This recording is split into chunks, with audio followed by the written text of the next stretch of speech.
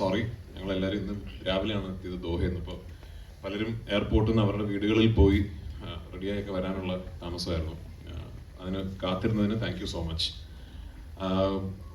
ഗുരുവായൂർ അമ്പലനടയിൽ എന്ന് പറയുന്നത് E4 എൻ്റർടൈൻമെൻറ്റും ഞാനും അസോസിയേറ്റ് ചെയ്യുന്ന മൂന്നാമത്തെ സിനിമയാണ്.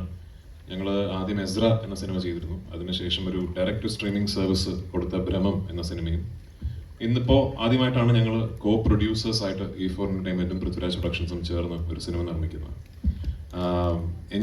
എന്നെ സംബന്ധിച്ചിടത്തോളം ഒരു ഹോം കമ്പനി പോലെ എനിക്ക് പൃഥ്വിരാജ് പ്രൊഡക്ഷൻസിന് വേണ്ടി ഒരു സിനിമ ചെയ്യുന്ന പോലെ തന്നെയാണ് E4 വേണ്ടിയും. അത്രയും ഒരു ക്ലോസ് അസോസിയേഷനാണ് മുകേഷ് സാറും ഞാൻ, സഞ്ജയ്, സാരഥി, വിവേക്, ഇവരെല്ലാവരുമായിട്ട്. ഈ കഥ ഞാൻ കേൾക്കുന്നത് കുറച്ച് വർഷങ്ങൾക്ക് മുമ്പാണ്. ഞാൻ പല വേദികളിലും പറഞ്ഞിട്ടുപോലെ അന്ന് ബേസിൽ ജോസഫ് എന്ന താരോദയം സംഭവിച്ചിട്ടില്ല. അതുകൊണ്ട് തന്നെ അന്ന് ഈ കാസ്റ്റ് അല്ലായിരുന്നു ആക്ച്വലി. മറ്റൊരു രീതിയിലുള്ളൊരു ഒരു കാസ്റ്റിങ്ങും ഒരു കൺസെപ്ഷനും വെച്ചിട്ടാണ് ദീപു ഈ സ്ക്രിപ്റ്റ് എന്നോട് പറയുന്നത്. പിന്നീട് ഞാനും ആടുജീവിതം അതിൻ്റെ തിരക്കുകളൊക്കെ ആയിട്ട് പോയി. കുറച്ച് വർഷങ്ങൾക്ക് ശേഷം ഈ കഥ വിപിന് ചെയ്താൽ കൊള്ളാമെന്ന് പറയുകയും അങ്ങനെയാണ് ഈ പ്രോജക്റ്റ് വീണ്ടും ഓണാവുന്നത്. അതിൽ വിപിൻ വരുത്തിയ ഒരുപാട് മാറ്റങ്ങളുണ്ട് ഈ സ്ക്രിപ്റ്റിലും ഒക്കെ തന്നെ. അതിൽ ഏറ്റവും വലിയ മാറ്റം ഈ ഒറിജിനലി പറഞ്ഞ കാസ്റ്റിങ്ങിൽ നിന്നും ഈ രണ്ട് കഥാപാത്രങ്ങൾ ബേസിലും ഞാനും ചെയ്യുക എന്നുള്ളതാണ്. അപ്പോൾ സ്വാഭാവികമായിട്ടും ഈ രണ്ട് കേന്ദ്ര കഥാപാത്രങ്ങൾ മാറുമ്പോൾ ചുറ്റും നിൽക്കുന്ന എല്ലാ ആക്ടേഴ്സിന്റെയും കാസ്റ്റിംഗ് മാറേണ്ട ഒരു ആവശ്യം വരും. അങ്ങനെയാണ് ഈ സിനിമയിൽ ഇപ്പം നിങ്ങൾ ഈ കാണുന്ന ഇത് ഇത്ര മാത്രമല്ല കേട്ടോ, ഒരു 10-40ഓളം ആർട്ടിസ്റ്റുകളുള്ള സിനിമയാണ്. അപ്പൊ ഈ ഒരുപാട് ഒരു ഫ്രഷ് ആയിട്ടുള്ളൊരു പെയറിങ്, നായകൻ നായിക എന്ന് മാത്രമല്ല, ക്യാരക്ടർ ആക്ടേഴ്സ് ആണെങ്കിലും സീനിയർ ആക്ടേഴ്സ് ആണെങ്കിലും എല്ലാം ഒരു ഫ്രഷ്നെസ് ഉണ്ട് ഈ സിനിമയുടെ കാസ്റ്റ്. ഒരുപാട് നാളുകൾക്ക് ശേഷമാണ് ഞാൻ പേഴ്സണലി ഇത്രയും നടന്മാർ ഒരുമിച്ചൊരു സെറ്റിൽ ഉണ്ടാകുന്ന ഒരു സിനിമയിൽ അഭിനയിക്കുന്നതും അത്തരം ഒരു സെറ്റിൽ ഞാൻ ഉണ്ടാകുന്നതും ഒരുപാട് നാളുകൾക്ക് ശേഷമാണ്. ഈ സിനിമയിലെ ഏറ്റവും വലിയ സന്തോഷവും അത് തന്നെയായിരുന്നു. ഒരു വലിയ കാസ്റ്റിന്റെ കൂടെ ഭയങ്കര ഫൺ ആയിട്ടുള്ളൊരു സിനിമ ചെയ്യാൻ സാധിച്ചു എന്നുള്ളത്. ഇനിഷ്യലി ഞങ്ങൾ ഈ സിനിമ പ്ലാൻ ചെയ്തിരുന്നതിനേക്കാൾ ഒരുപാട് വലിയ സിനിമയാണ് ഇപ്പോൾ. അതിന്റെ സ്കെയിൽ എന്ന് പറയുന്നത് ഈ സിനിമയിൽ വിപിൻ പറഞ്ഞതുപോലെ ഈ നടന്മാരുടെ എണ്ണം കൂടുകയും നമ്മൾ ആദ്യം കൺസീവ് ചെയ്തതിനേക്കാൾ കുറെ കൂടെ വലിയ രീതിയിൽ ഈ സിനിമ എടുക്കാൻ സാധിച്ചു എന്നുള്ളതുകൊണ്ടാണ്. പക്ഷെ ആസ് പ്രൊഡ്യൂസേഴ്സ് മുകേഷ് സാറിനും എനിക്കും ഈ അവസരത്തിൽ വിപിന്റെ ടീമിനോട്, അതായത് വിപിൻ പറഞ്ഞ പോലെ കുറെ പുതിയ ആൾക്കാരാണ് ഈ ടീമിൽ കൂടുതലും ഉള്ളത്, ആ ടീമിനോടുമാണ് നന്ദി പറയേണ്ടത്. കാരണം ഒട്ടും സ്ട്രെസ്ഫുൾ അല്ലാത്ത, വളരെ എൻജോയ് ചെയ്ത് ഒരു ടെൻഷൻസും ഇല്ലാതെ തീർന്ന ഒരു ഷൂട്ടിംഗ് പ്രോസസ്സാണ്. നിർഭാഗ്യവശാൽ ഈ സിനിമയുടെ ചിത്രീകരണത്തിനിടയിൽ എനിക്കൊരു പരിക്ക് സംഭവിക്കുകയും ഒരു നീ സർജറി ചെയ്യേണ്ടി വരികയും അങ്ങനെ ഒരു 4 മാസത്തോളം എനിക്കൊരു ബ്രേക്ക് എടുക്കേണ്ടി വന്നതിന്റെ ഭാഗമായിട്ടാണ് ഈ സിനിമ ഇത്രയും നീണ്ടുപോയത്. അല്ലെങ്കിൽ ഇതൊരു 1 വർഷക്കാലം ഒന്നും നീണ്ടു നിൽക്കേണ്ട ഒരു പ്രോസസ് ആയിരുന്നില്ല. എന്നിരുന്നാലും ഇന്നിപ്പോൾ ഭംഗിയായിട്ട് ഈ സിനിമ ചെയ്തു തീർക്കാൻ സാധിച്ചു. ഈ 16-ാം തീയതി ലോകമെമ്പാടുമുള്ള തിയേറ്ററുകളിൽ ഒരു വലിയ റിലീസായി ഈ സിനിമാ പ്രേമികൾക്ക് മുമ്പിൽ എത്തുകയാണ്. നിങ്ങളുടെ എല്ലാവരുടെയും അനുഗ്രഹവും പ്രാർത്ഥനയും ഈ സിനിമയ്ക്ക് ഇപ്പോൾ ഉണ്ടാവണം. Thank you so much. രാജേട്ടാ, എത്രത്തോളം എക്സൈറ്റഡ് ആണ്? കുറെ കാലത്തിന് ശേഷമാണല്ലോ ഹ്യൂമർ ട്രാക്കിലേക്ക് തിരിച്ചു വന്നത്. ഹ്യൂമർ എന്നുള്ളതിനേക്കാൾ ഒരു നല്ല തിരക്കഥ, ഒരു നല്ല രീതിയിൽ ചിത്രീകരിക്കപ്പെട്ട ഒരു സിനിമയുടെ ഭാഗമാകുക എന്ന് പറയുന്നത് തന്നെയാണ് എക്സൈറ്റ്മെന്റ്. അതിപ്പോൾ ഹ്യൂമർ എന്നുള്ളതിനേക്കാൾ ഏത് സിനിമയും നമ്മൾ മനസ്സിൽ കണ്ട പോലെയോ അല്ലെങ്കിൽ അതിനേക്കാൾ ഭംഗിയായിട്ടോ ആ സിനിമ അതിൻ്റെ ഒരു ഫൈനൽ പ്രോഡക്റ്റിലേക്ക് എത്തുന്നു എന്ന് പറയുമ്പോൾ ഒരു നടനായിട്ടും നിർമ്മാതാവായിട്ടും വലിയ സന്തോഷം തരുന്ന, എക്സൈറ്റ്മെന്റ് തരുന്ന കാര്യം തന്നെയാണ്. പിന്നെ ഓഫ് കോഴ്സ് എല്ലാ സിനിമകൾക്കും ഒരു യാത്രയുണ്ടല്ലോ. അപ്പൊ ഈ സിനിമയുടെ യാത്ര ആലോചിക്കുമ്പോൾ എനിക്ക് തോന്നുന്നു എല്ലാം നല്ലതിനായിരിക്കാം. കാരണം ദീപു ഈ തിരക്കഥ എന്നോട് വന്ന് പറഞ്ഞപ്പോൾ എനിക്കറിയില്ല, വിപിനെന്ന് ആദ്യത്തെ മുത്തുകോ ചെയ്തിരുന്നു ആ സമയത്ത്. അപ്പോൾ ഒരു സിനിമയൊക്കെ ചെയ്ത് നിൽക്കുന്ന ഒരു സംവിധായകനാണ്. പിന്നെ ജയ ജയ ജയ റിലീസ് ആവുന്നു. വിപിന്റെ ഫിലിം മേക്കിങ്ങിന് ഭയങ്കര ഒരു ഫാൻ ഫോളോയിങ് ഉണ്ടാകുന്നു. അങ്ങനെ ദീപു പറഞ്ഞ് എനിക്ക് ഇഷ്ടപ്പെട്ട ഒരു തിരക്കഥ വിപിന്റെ അടുത്ത് എത്തുന്നു. ആ കാലയളവ് കൊണ്ട് ബേസിൽ ഒരു വളരെ പോപ്പുലർ സ്റ്റാർ ആകുന്നു, ഫാമിലി സ്റ്റാർ ആകുന്നു. അങ്ങനെ എല്ലാം കൊണ്ടും എനിക്ക് തോന്നി ഓരോ സിനിമകൾക്കും ഒരു നിമിത്തം ഉണ്ടാവും. അപ്പൊ ആ യാത്രയുടെ പര്യവസാനം ഇന്ന് ഈ ഫോമിൽ ഈ സിനിമ എത്തി നിൽക്കുമ്പോൾ ഒരുപാട് സന്തോഷം, എക്സൈറ്റ്മെന്റ്. പിന്നെ ഞാൻ നേരത്തെ പറഞ്ഞല്ലോ, കുറെ നാളുകളായി അറ്റ്ലീസ്റ്റ് ഞാൻ ഇങ്ങനൊരു സിനിമയിൽ അഭിനയിച്ചിട്ടും സത്യത്തിൽ ഇങ്ങനൊരു സിനിമ കണ്ടിട്ടും ഈ കുറെ നടന്മാരൊക്കെ ഉള്ള 2 കുടുംബങ്ങൾ, അവർക്കിടയിൽ നടക്കുന്ന കുറച്ച് തെറ്റിദ്ധാരണകൾ, എല്ലാ പ്രായപരിമിതിയിലുമുള്ള കഥാപാത്രങ്ങൾ, എല്ലാവർക്കും റിലേറ്റ് ചെയ്യാൻ പറ്റുന്ന ഇൻസിഡൻസ്, അങ്ങനെ കുറെ കൺഫ്യൂഷൻസ് കാര്യങ്ങൾ അങ്ങനെ ചെന്ന് അവസാനിക്കുന്ന ഒരു വലിയ ക്ലൈമാക്സ്, എല്ലാ സിനിമയിലെ എല്ലാ ക്യാരക്ടേഴ്സും എല്ലാ നടീനടന്മാരും ഒരുമിച്ച് പങ്കെടുക്കുന്ന ഒരു വലിയ ക്ലൈമാക്സ് സീക്വൻസ്. അപ്പൊ അത്തരം ഒരു സിനിമ ഞാൻ മിസ് ചെയ്യുന്നുണ്ട് മലയാളത്തിൽ. അപ്പൊ അത് പ്രേക്ഷകർ മിസ് ചെയ്യുന്നുണ്ടാവുമെന്ന ശുഭപ്രതീക്ഷയിലാണ് ഞങ്ങളുടെയൊക്കെ എക്സൈറ്റ്മെന്റ്. അപ്പൊ 16-ാം തീയതി പ്രേക്ഷകർ വിധി എഴുതട്ടെ.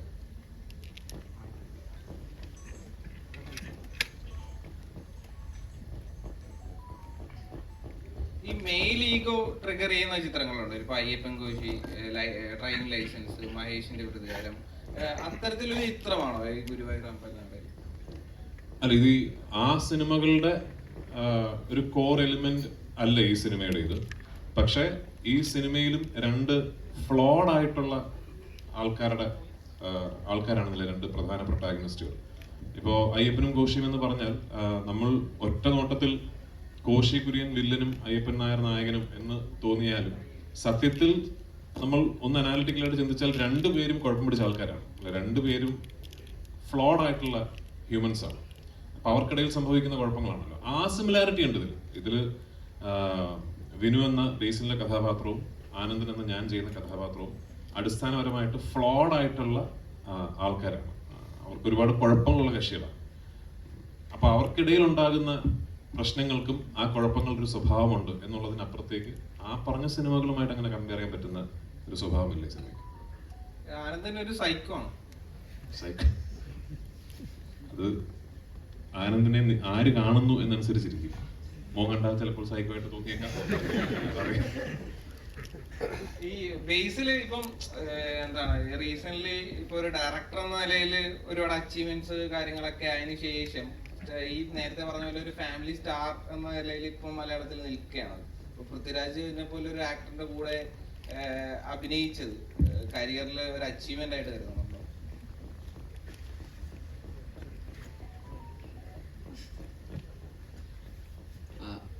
ആദ്യമായിട്ട് എല്ലാവർക്കും നമസ്കാരം. കുറച്ച് ലേറ്റ് ആയിട്ട് വന്നു, സോറി.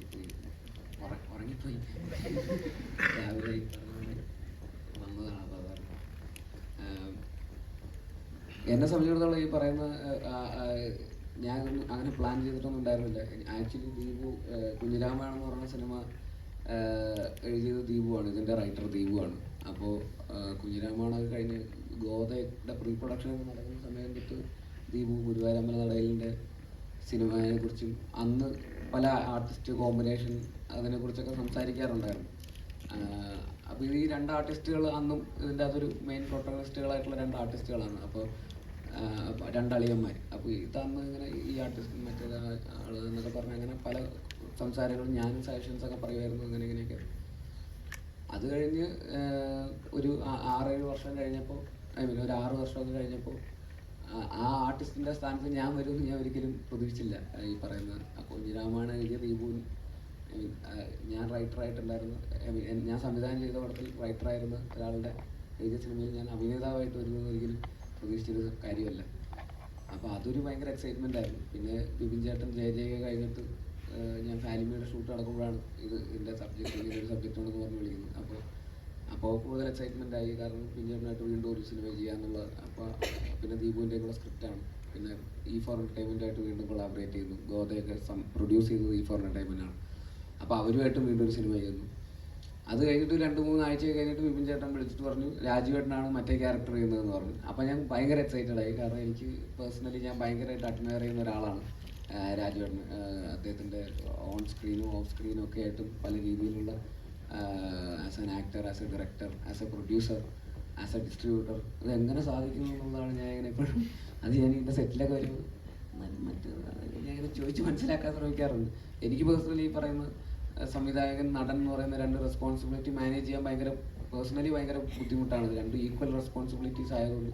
പക്ഷെ ഇതൊന്നും പോരാതെ കൺസിസ്റ്റൻ്റ് ആയിട്ട് കണ്ടിന്യൂസ്ലി ഇങ്ങനെ സക്സസ് ഡെലിവർ ചെയ്യുന്ന ഒരാളെന്നുള്ള രീതിയിൽ എനിക്ക് ഭയങ്കര റെസ്പെക്റ്റ് ഉണ്ട്. അപ്പോൾ അദ്ദേഹത്തിൻ്റെ കൂടെ ഒരു സിനിമയിൽ ഇങ്ങനെ ഒരു പ്രൊട്ടഗണിസ്റ്റായിട്ട് ഉള്ളൊരു റോള്, അങ്ങനെ ഈക്വലി ഇമ്പോർട്ടൻ്റ് ആയിട്ടുള്ള റോള് ചെയ്യാൻ പറ്റുക എന്ന് പറയുന്നത് ഭയങ്കര എന്താ പറയുക, ഭയങ്കര അഭിമാനം തോന്നിയൊരു കാര്യം തന്നെയായിരുന്നു. അപ്പോൾ അതിന് ഒരുപാട് സന്തോഷം. ഇങ്ങനെ ഇതിനൊരു വേദിയിൽ അവസാനം ഇപ്പോൾ എല്ലാവരും കൂടി ഇങ്ങനെ ഇരിക്കുന്നു, ഒരുമിച്ചിരിക്കുന്നു.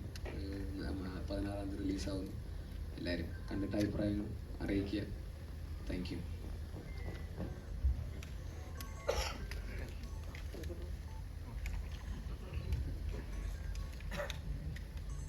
രാജുട്ടാ,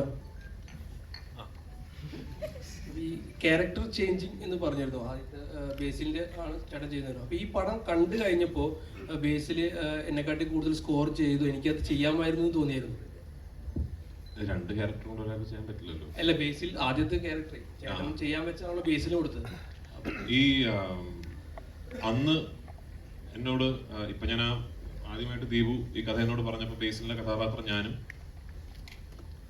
ഞാൻ ചെയ്ത കഥാപാത്രം മറ്റൊരു നടനുമാണ്. അപ്പൊ ആരാണെന്ന് പറയുന്നില്ല. അപ്പൊ അന്ന് ഈ സിനിമ നമുക്ക് കുറച്ച് കഴിഞ്ഞിട്ട് ചെയ്യാം, ഇപ്പൊ ഉടനെ ചെയ്യേണ്ട, കുറച്ച് കഴിഞ്ഞിട്ട് ചെയ്യാമെന്ന് ഞാൻ പറഞ്ഞതിന്റെ പ്രധാന കാര്യം തന്നെ ആ കാസ്റ്റ് ഒന്ന് ഫ്രഷ് ആകണം, അല്ലെ ഒരു റെപ്പിറ്റേഷൻ ഫീൽ ചെയ്യും, കുറച്ച് ഫ്രഷ് ആയിട്ട് വേണം അത് ചെയ്യാൻ എന്നുള്ള ഇതിലാണ് ഞാൻ കുറച്ച് കഴിഞ്ഞിട്ട് ചെയ്യാമെന്ന് പറഞ്ഞത്. ഞാൻ വിപിന്റെ വേർഷൻ പറഞ്ഞപ്പോൾ എനിക്ക് ഏറ്റവും കൂടുതൽ ഒരു ഫസ്റ്റ് ഡ്രാഫ്റ്റിൽ നിന്നും എനിക്ക് ഏറ്റവും അട്രാക്റ്റീവ് ആയിട്ട് തോന്നിയത് ഈ കാസ്റ്റ് ചേഞ്ച് തന്നെയാണ്. കാരണം അങ്ങനെ ഞാൻ ആ കഥയെക്കുറിച്ച് ചിന്തിച്ചിരുന്നില്ല. ഞാൻ ആനന്ദനായിട്ടും മറ്റൊരാൾ വിനുവായിട്ടും, പ്രത്യേകിച്ച് ബേസിൽ വിനുവായിട്ടും ഞാൻ ചിന്തിച്ചിരുന്നില്ല. ആ ഐഡിയ വിപിന്റെയാണ്. അപ്പൊ ആക്ച്വലി എനിക്ക് തോന്നുന്നത് ഈ സിനിമയുടെ ഏറ്റവും നല്ല വേർഷനാണ് ആനന്ദൻ ഞാൻ ചെയ്യുന്നതും വിനു ബേസിൽ ചെയ്യുന്നത്. അതുകൊണ്ട് തന്നെ ബേസിൽ അത് വളരെ മനോഹരമായിട്ട് ചെയ്തിട്ടുണ്ട് എന്നുള്ളത് കൊണ്ടും അത് കണ്ടപ്പോൾ ഞാനത് ചെയ്യണമായിരുന്നു എനിക്ക് തോന്നിയിട്ടേ ഇല്ല. ഞാൻ ആനന്ദൻ എന്ന കഥാപാത്രത്തിന് ഞാനൊരു ആപ്റ്റ് കാസ്റ്റ് ആണ് എന്ന് എനിക്ക് തന്നെ ഇപ്പൊ സിനിമ കാണുമ്പോൾ തോന്നുകയാണ്. അപ്പൊ അത് വിപിന്റെ കഴിവ്. ചേട്ടാ നമസ്കാരം. ചേട്ടാ ജയ ജയ ഹേ ഇറങ്ങിയ സമയത്ത് അത് വൻ ഹിറ്റ് ആയിരുന്നു. ഫാമിലി ഓഡിയൻസിനായാലും ശരി, യൂത്തിനായാലും ശരി, ഒരുപാട് ചിരിക്കാനായിട്ടായാലും എന്റർടൈൻ ചെയ്യപ്പെടുന്ന നല്ലൊരു ചിത്രമായിരുന്നു. ബേസിലൊക്കെ ഒരുപാട് ചിരിച്ച സീനുകളുണ്ടായിരുന്നു. അപ്പോൾ ഈ ഗുരുവായൂർ അമ്പലനടയിൽ വരുമ്പോൾ അത് പക്ക ഒരു എന്റർടൈൻ കോമഡി ചിത്രമാണെന്ന് ട്രെയിലറിലൂടെ നമുക്ക് മനസ്സിലാവുന്നുണ്ട്. എങ്ങനെയാണ് ഈ ഇവര് ചെയ്ത ഇത് കറക്റ്റ് ആയിരിക്കും എന്ന് കറക്റ്റ് ഒരു ഡയറക്ടറുടെ പോയിന്റ് ഓഫ് വ്യൂ ഉണ്ടാവുമല്ലോ? അല്ല, അത് സ്ക്രിപ്റ്റ് ഡിമാൻഡ് എന്ന് പറയുന്നത്, ആ സ്ക്രിപ്റ്റിൽ ജയ വേറൊരു തന്നെ റൂട്ടിലുള്ള സർക്കാസ്റ്റിക് മൂവിയാണ്. അതൊരു കോമഡി മൂവിയായിട്ട് ട്രീറ്റ് ചെയ്ത് നമ്മൾ ഫൈനൽ ഔട്ട് കാണുമ്പോഴാണ് അത് കോമഡി ആയിട്ട് നമുക്ക് തോന്നുന്നത്. അത് ഷൂട്ട് ചെയ്യുമ്പോൾ സമയത്തൊക്കെ നമ്മൾ ചിലപ്പോൾ ചിരിക്കാം, ചിലപ്പോൾ ചിരിക്കാതിരിക്കാം എന്നുള്ള കൺഫ്യൂഷൻ ഉണ്ടായിരുന്നു. ചിലപ്പോൾ ചെയ്യുന്ന ഓർഡു ആണെന്നൊക്കെ തോന്നും. കാര്യം അതിനകത്ത് ബേസിക്കലി ഒരു സ്ത്രീയുടെ എമോഷൻ ആണല്ലോ വെച്ച് നമ്മൾ പ്ലേ ചെയ്യുന്നത്. അപ്പോൾ ചിലർക്ക് ചിരി വരണമെന്നില്ല. അപ്പം ആ ഒരു പേടിയും കൺഫ്യൂഷനും ഉണ്ട്. പിന്നെ അതിന് മ്യൂസിക് ചെയ്യാൻ ഭയങ്കര പാടാണ്, സർക്കാസ്റ്റിക്കലി ചെയ്യാൻ ഭയങ്കര പാടാണ്. അത് ആളത് എങ്ങനെ എടുക്കുമെന്ന് അറിയില്ല. പക്ഷെ ഒരു കോമഡി മൂവി ചെയ്യണമെങ്കിൽ നമുക്കതിന് സപ്പോർട്ട് ചെയ്ത് കൊടുത്താൽ മതി എന്നുള്ളതാണ്. അപ്പോൾ അതിനനുസരിച്ച് ആർട്ടിസ്റ്റുകൾക്കൊക്കെ മാറ്റം വരാം, അവർക്ക് എന്തുവേണം ചെയ്യാം എന്നുള്ള സ്പേസ് ഒക്കെ ഉണ്ട്. അപ്പം ജയന്ന് ഗുരുവായൂരിലോട്ട് വരുമ്പോൾ രണ്ട് സ്ക്രിപ്റ്റ് ആയതിൻ്റെ ഒരു ബെനിഫിറ്റ് ആണ്. അപ്പം അതുമായിട്ട് നമുക്ക് കമ്പാരിസൺ ചെയ്യാൻ പറ്റില്ല. എന്നാലും ഇതിന് ഒരു നമ്മൾ കണ്ട് ശീലിച്ച് വന്ന കോമഡി സിനിമകളുടെ ട്രാക്കിലുള്ള ഒരു സിനിമയാണ്. അപ്പം കോമഡി ഉണ്ടോ എന്ന് വെച്ചാൽ കോമഡി ഉണ്ട്, പക്ഷെ അത് നിങ്ങൾ ചിരിച്ചാലേ അത് കോമഡി ആവുള്ളൂ. അപ്പോൾ അതുവരെ കോമഡി ഉണ്ടെന്ന് പറയാൻ എനിക്ക് ഭയങ്കര കോൺഫിഡൻസ് കുറവുണ്ട്. അപ്പം അതൊരു വെഡിങ് ആണ് എൻ്റെ ഹൈലൈറ്റ്. നമ്മളൊരു കല്യാണം കൂടുക എന്നുള്ളൊരു പരിപാടിയിലാണ് ഞാൻ ഫോക്കസ് ചെയ്തിരുന്നത് പടം മൊത്തത്തിൽ. അപ്പം ആ ഒരു കല്യാണം നടക്കുമോ ഇല്ലയോ എന്നൊക്കെ ഉള്ളൊരു കൺഫ്യൂഷൻ വരുന്ന സിനിമയാണ്. അതാണ് എൻ്റെ ഓൺലൈനിൽ ഒറ്റ വാക്കി പറയുകയാണെങ്കിൽ കല്യാണം നടക്കുമോ ഇല്ലയോ, അല്ലെങ്കിൽ കല്യാണം എന്തായിരിക്കും അവസ്ഥ, ഇതാണ് നമ്മുടെ ഹൈലൈറ്റ്. അപ്പോൾ അത് ബേസ് ചെയ്ത് പോകുമ്പോൾ അതിനകത്ത് കോമഡി ഉണ്ട്, പാട്ടുണ്ട്, ഡാൻസ് ഉണ്ട്, ഫൈറ്റ് ഉണ്ട്, അല്ലെങ്കിൽ കുറേ കൺഫ്യൂഷൻസ്, പറയുന്ന ഇമോഷൻസ് ഉണ്ട്, എല്ലാം ഉണ്ട്. അപ്പം ഇതൊരു കംപ്ലീറ്റ് കോമഡി പടമാണോ എന്ന് ചോദിച്ചാൽ എനിക്ക് അങ്ങനെ പറയാൻ പറ്റില്ല. പക്ഷെ എന്നാലും കോമഡി ഉണ്ട് പടത്തിൽ. നോർമലി ഒരു എല്ലാ ജോണേഴ്സ് എടുത്ത് നോക്കുകയാണെങ്കിൽ ഹ്യൂമർ ആയിരിക്കും കുറച്ചുകൂടെ റിസ്ക് ആയിട്ടുള്ളത്. കാരണം വെച്ചാൽ എപ്പോഴും നമ്മൾ കമ്പാരിസൺ ഇന്ന പടത്തിൽ ഇത് വന്നിട്ടുണ്ടോ, എപ്പോഴും അങ്ങനെ ഒരു കമ്പാരിസൺ എപ്പോഴും ഉണ്ടാവാറ്. ഈ പടത്തിൽ ഇന്ന സീനില്ലേ, അങ്ങനെ ഒരു കമ്പാരിസൺ എപ്പോഴും നമ്മൾ ചെയ്യാറുള്ളതാണ്. അപ്പോൾ ഇങ്ങനെ ഒരു പടം ചെയ്യുന്ന സമയത്ത് അല്ലെങ്കിൽ ഹ്യൂമർ ഇത് വർക്കൗട്ട് ആവുന്ന എപ്പോഴും നമ്മൾ കെയർഫുൾ ആയിട്ടായിരിക്കുമല്ലോ ഓരോ കാര്യങ്ങൾ ചെയ്യുന്നത്. അങ്ങനെ ഒരു പേടിയുണ്ടോ? അല്ല, എല്ലാം ചെയ്യാനും പേടിയുണ്ടാവും. ഹ്യൂമർ മാത്രമല്ല, ത്രില്ലർ ചെയ്യാനും ആക്ഷൻ ചെയ്യാനും ഒക്കെ പേടിയുണ്ടാവും. ഇനിയിപ്പോൾ എന്ത് ചെയ്താലും നമ്മളിപ്പോൾ ഏതെങ്കിലും സിനിമയുടെ സൈഡിലോട്ട് ചെന്നെത്തും. നമ്മൾ കണ്ട സിനിമകളോ അല്ലെങ്കിൽ നമ്മൾ അറിയാത്ത സിനിമകൾ ജയ ചെയ്ത് വന്നു കഴിഞ്ഞിട്ടാണ് ഞാൻ മറ്റൊരു സിനിമയെക്കുറിച്ച് അറിയുന്നത് തന്നെ. അപ്പം നമുക്കത് അറിയാൻ പറ്റില്ല ഇത് എവിടേക്ക് എങ്ങോട്ടൊക്കെ പോകുന്നു. അതും അതിൻ്റെ ഒരു ഫൈനൽ റിസൾട്ട് എന്തായാലും പേടിയോടെ തന്നെ ആയിരിക്കും നമ്മൾ കാണുന്നത്. അപ്പം അത് കോമഡി ആയാലും ഏതായാലും ഒരേപോലെ തന്നെയാണ്. ഗുരുവായൂർ അമ്പലം സെറ്റ് ഇട്ടത് എങ്ങനെ ഉണ്ടായിരുന്നു? അത് അവിടെ ഷൂട്ടിംഗ് പെർമിഷൻ ഇല്ലാത്തതുകൊണ്ട് അത് റീപ്ലേസ് ചെയ്യായിരുന്നല്ലോ. അതെ, ഒന്നും ഷൂട്ടിംഗ് പെർമിഷൻ ഇല്ല. ഇനിയിപ്പോൾ നമ്മൾ കഷ്ടപ്പെട്ടൊരു പെർമിഷൻ സംഘടിപ്പിച്ചാൽ പോലും പൃഥ്വിരാജ് സുകുമാരനെയും ബേസിൽ ജോസഫിനെയും ഇല്ലെങ്കിൽ ഈ ഇരിക്കുന്ന ആർട്ടിസ്റ്റുകളൊക്കെ ഞാൻ അവിടെ കൊണ്ട് ഒരു 10-30 ആർട്ടിസ്റ്റുകളെ കൊണ്ട് 24 ദിവസം എനിക്ക് അവിടെ ഷൂട്ട് ചെയ്യാൻ പറ്റില്ല. എന്തായാലും അത് ഡിസ്റ്റർബൻസ് ആവും അവർക്ക്. പിന്നെ എന്തായാലും നമ്മുടെ ഷൂട്ട് നടക്കത്തില്ല കൃത്യമായിട്ട്. അപ്പം നമ്മൾ അതിനെക്കുറിച്ച് ചിന്തിക്കാനേ പോയിട്ടില്ല. അതിനത് നടക്കില്ല. അപ്പോൾ നമ്മൾ പെർമിഷൻ എടുത്തിട്ട് അതിൻ്റെ സെറ്റ് ഇടുക എന്നുള്ള ഒരൊറ്റ ഓപ്ഷൻ നമുക്കുണ്ടായിരുന്നുള്ളൂ. അപ്പോൾ അത് ഞാൻ പറഞ്ഞില്ല, സുനിൽ കുമാരൻ എന്ന് പറഞ്ഞ ഒരാളാണ് ആർട്ട് ഡയറക്ടർ. പുള്ളിയുടെ തുടക്ക സിനിമകളിലൊന്നാണ്. അപ്പം അദ്ദേഹം വളരെ നന്നായിട്ട് അത് കൈകാര്യം ചെയ്തു. നന്നായിട്ട് നമുക്ക് എക്സാക്ട് ഗുരുവായൂരമ്പലം ഫീൽ ചെയ്യുന്ന രീതിയിലുള്ള സെറ്റ് റീക്രിയേറ്റ് ചെയ്തു. അത് സെറ്റ് എന്ന് പറയാൻ പറ്റില്ല, റീക്രിയേറ്റ് ചെയ്യുക ചെയ്തത് പുള്ളി. സെയിം സൈസിൽ ആ സെയിം സ്ട്രെങ്തനിങ് ഉണ്ടായിരുന്നു. നമുക്ക് ലൈറ്റ് കയറ്റണം, ഇത്രയും പേര് ഇങ്ങനെ അത് നിൽക്കണം. അപ്പം ഏതാണ്ട് സെറ്റ് എന്ന് പറയാൻ പറ്റില്ല, അത് ഒറിജിനൽ പോലെ ബിൽഡ് ചെയ്തെടുത്തു പുള്ളി. അപ്പം അത് പൊളിക്കാൻ തന്നെ 2 മാസം എടുത്തു ബേസിക്കലി. അപ്പം തന്നെ നമുക്ക് മനസ്സിലാവില്ല അത് എത്രത്തോളം സ്ട്രോങ് ആയിരുന്നു. അപ്പം അത് നമുക്കൊരു ചലഞ്ചായിരുന്നു നമ്മൾ ആദ്യം തുടങ്ങുമ്പോൾ. ഇത് എങ്ങനെയാവും, എന്താവും. സെറ്റിട്ട് കഴിഞ്ഞപ്പോഴാണ് നമുക്ക് എല്ലാവർക്കും ആ ഒരു ഉന്മേഷമോ ഇല്ലെങ്കിൽ ഇത് സിനിമ വലുതായെന്ന് ഫീൽ ചെയ്യുന്നത് ആ ദിവസങ്ങളിലാണ്. അപ്പം അതിൻ്റെ ക്രെഡിറ്റ് മൊത്തം അതിൻ്റെ ആർട്ട് ഡയറക്ടറുകളാണ്. ആ ടൈമിലുള്ള ഒരു ഇതെങ്ങനെയായിരുന്നു? ഈ ക്രൗഡൊക്കെ മെയിൻറ്റെയിൻ ചെയ്യണമല്ലോ. ഗുരുവായൂർ നമ്മളിപ്പോൾ പോയാലും ഭയങ്കരമായിട്ട് ക്രൗഡ് ഉള്ള ഒരു സംഗതിയാണ്. അതിന്റെ ഉള്ളിലാണ് ഈ ക്ലൈമാക്സ് പോർഷൻസ് ഈ പറഞ്ഞ പോലെ 24 ദിവസം. അപ്പൊ അതിന്റെ കോസ്റ്റ് എത്രയായി എന്നൊക്കെ ഒന്ന് പറയാൻ കഴിയും? കോസ്റ്റ് പ്രൊഡ്യൂസർ പറയുന്നത് ക്രൗഡ് നമുക്കൊരു 10,500 പുറത്ത് എല്ലാ ദിവസവും ഉണ്ടായിരുന്നു. ഒരു 10-24 ദിവസം ഷൂട്ട് ഉണ്ടായിരുന്നു. അപ്പോൾ ആ 24 ദിവസം ഈ ക്രൗഡ് മാനേജ് ചെയ്യാൻ തന്നെ ഒരു ഡയറക്ഷൻ ടീം ഉണ്ടായിരുന്നു. അവർക്കുള്ള ആക്ടിവിറ്റീസ് കൊടുക്കാൻ ഒരു ഡയറക്ഷൻ ടീം ഉണ്ടായിരുന്നു. പിന്നെ അവരെ ടേക്ക് കെയർ ചെയ്ത രീതി എനിക്ക് ഏറ്റവും ഇഷ്ടപ്പെട്ടത്. ഇപ്പോൾ ഈ ഫോറും പൃഥ്വിരാജ് പ്രൊഡക്ഷൻസും ഞാനതിൽ ഭയങ്കരമായിട്ട് അഭിമാനിക്കുന്നുണ്ട്. അവർ ജൂനിയേഴ്സിനെ ട്രീറ്റ് ചെയ്ത രീതി, അവർക്ക് ഉണ്ടായിരുന്ന ഫുഡ്, എല്ലാ ദിവസവും ഞങ്ങളെക്കാളുള്ള ഫുഡ് അവർക്കാണ് കിട്ടിക്കൊള്ളുന്നത്. അവർക്ക് സെപ്പറേറ്റ് കേറ്ററിംഗ് സർവീസിൽ നിന്നുള്ള നോൺ വെജ് ഉൾപ്പെടെയുള്ള നല്ല ഫുഡും എല്ലാം അവർക്ക് കൊടുത്തായിരുന്നു. പ്ലസ് അവർക്കുള്ള ടോയ്ലറ്റ് സർവീസുകൾ, അവർക്ക് വേണ്ടി സെപ്പറേറ്റ് ടോയ്ലറ്റ്സ് ഉണ്ടാക്കി, ടോയ്ലറ്റ്സ് ഉണ്ടാക്കി കൗണ്ട് ചെയ്യാൻ പറ്റില്ല, അത്രയും ടോയ്ലറ്റ്സ് ഉണ്ടാക്കി. പിന്നെ അവർക്ക് വിശ്രമിക്കാൻ സ്പേസ്, ഫാനൊക്കെ വെച്ചിട്ട് അങ്ങനെ എല്ലാം സെറ്റ് ചെയ്ത് അവരെ നന്നായിട്ട് കെയർ ചെയ്തു എന്ന് എനിക്ക് തോന്നുന്നുണ്ട്. അപ്പം അത് എല്ലാ സിനിമയിലും സാധ്യമല്ല. പക്ഷെ അതിനു വേണ്ടി തന്നെ ഒരു ഡിപ്പാർട്ട്മെന്റ് ഈ ജൂനിയേഴ്സിനെ ഹാൻഡിൽ ചെയ്യാനും അവരെ കെയർ ചെയ്യാനും അവർക്ക് കൊണ്ട് കാര്യങ്ങൾ എത്തിക്കാനും ഒക്കെ ആയിട്ട് ഈ ഫോറിന്റെ സൈഡിൽ നിന്നും പൃഥ്വിരാജ് പ്രൊഡക്ഷൻ്റെ സൈഡിൽ നിന്ന് ഒരു ടീം തന്നെ ഉണ്ടായിരുന്നു. ഒരു ജൂനിയേഴ്സിനെ കോർഡിനേറ്റ് ചെയ്യാൻ. അതൊരു വലിയ ഭയങ്കര ഒരു പ്ലാൻ ആയിട്ട് തോന്നി. അതൊരു സിസ്റ്റമാറ്റിക് ചെയ്യുന്നതിൻ്റെ ഒരു എവിഡൻസ് ആയിട്ട് എനിക്ക് തോന്നുന്നു. അത് എല്ലാ സിനിമയിലും ഇത്രയും ക്രൗഡ് ഉണ്ടെങ്കിൽ അത് ഡെഫിനറ്റ്ലി അടുത്ത സിനിമകളിലും എല്ലാവർക്കും അപ്ലൈ ആവുന്ന ഒരു പരിപാടിയായിട്ട് മാറി. അതൊരു എക്സാമ്പിൾ ആയിട്ട് എനിക്ക് തോന്നി. അപ്പം അത് ഭയങ്കര നല്ലൊരു സംഭവമായിട്ട് എനിക്ക് തോന്നി. അപ്പം ആ ക്രൗഡിനെ ഹാൻഡിൽ ചെയ്യാൻ എനിക്ക് കുറച്ചുകൂടി ഈസി ആയിരുന്നു. കാര്യം അവർ വരുന്നത് തന്നെ ഇങ്ങനെ ട്രീറ്റ് ചെയ്തിട്ടാണ് വരുന്നത് ആൾക്കാർ നമ്മുടെ ടീമിൻ്റെ. അപ്പം അതിൻ്റെ ഒരു ഗുണം ഉണ്ടായിരിക്കും. അപ്പം ഈ പറഞ്ഞ ക്രൗഡും അതിനകത്ത് സഹകരിച്ചിട്ടുണ്ടെന്ന് തന്നെയാണ് എൻ്റെ വിശ്വാസം.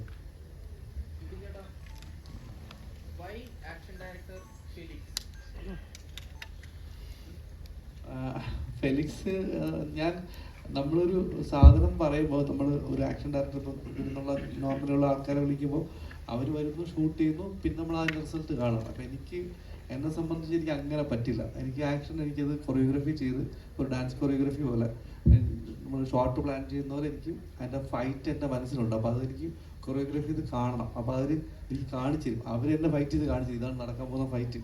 അപ്പോൾ അതിലെനിക്ക് ചേഞ്ചസ് വരുത്താം, എന്നിട്ട് നമുക്ക് ഡിസ്കസ് ചെയ്യാം. ആ ഡിസ്കഷനിൻ്റെ പുറത്താണ് വീണ്ടും ഒരു ഷൂട്ട് ചെയ്യും. ആ സാധനം ഷൂട്ട് ചെയ്ത് ഞങ്ങളെ കാണിച്ച് ഇതിൻ്റെ ആംഗിൾസ്, കട്ട്സ് എല്ലാം നമ്മൾ ഫിക്സ് ചെയ്ത് എല്ലാം ലോക്ക് ചെയ്തിട്ട് പ്രിവ്യൂ നമ്മൾ കണ്ടു. എന്നിട്ടാണ് നമ്മൾ അതിന് ഷൂട്ട് ചെയ്യാൻ പോകുന്നത്. അപ്പോൾ നമുക്ക് ആവശ്യമുള്ള പോർഷൻസ് മാത്രം എടുക്കാൻ പറ്റും. അപ്പം അതിന് എനിക്ക് ഭയങ്കര ഗുണം ചെയ്തത് രാജുവിൻ്റെ ഇഞ്ചുറി ഉണ്ട്. അപ്പം ആ ഇഞ്ചുറി ടൈമിലും പുള്ളി അധികം ബുദ്ധിമുട്ടിക്കാതെ ആവശ്യമുള്ള ഷോട്ട് മാത്രം മാർക്ക് ചെയ്ത് സ്ട്രെസ് കുറച്ച് നമുക്ക് ചെയ്യാൻ പറ്റും. അതിപ്പം ജയിലാണെങ്കിലും സെയിം കണ്ടീഷൻസ് ബേസിലും ദർശനയും ഫൈറ്റ് ചെയ്തപ്പോൾ ഉണ്ടായിരുന്നു. അപ്പം ഫെലിക്സ് വരുമ്പോൾ എനിക്ക് അതാണ് ഏറ്റവും ഗുണമായിട്ട് തോന്നിയത്. കാര്യം നമ്മുടെ കൂടെ പുള്ളി ഉണ്ട് ഫുൾ ടൈം. 1, 2 പുള്ളി സ്ക്രിപ്റ്റിനനുസരിച്ചിട്ട് ഷോർട്ട് ഡിവിഷൻ ചെയ്ത് എനിക്കത് ഒരു ഡിസ്കസ് ചെയ്തിട്ട് ചെയ്യാൻ പറ്റും.